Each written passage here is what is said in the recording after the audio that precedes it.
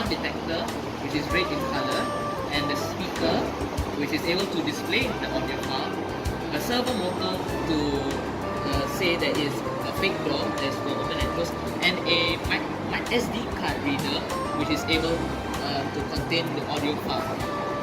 How it works is a person is able to speak into the sound detector with using their voice, and there should be 3 sound spikes in decibels, which will be able to unlock the password. Then the audio file will be sent from the SD card reader to the speaker to say that the password has passed and the person is able to come in, and the servo motor will turn to show that it is the door that is opening.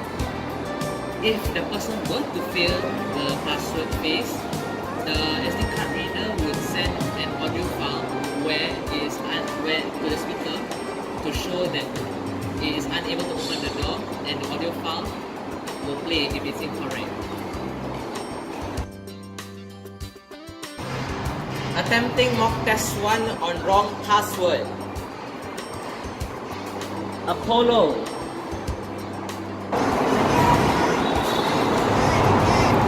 Attempting mock test 2 on correct password. 1, 2, 3.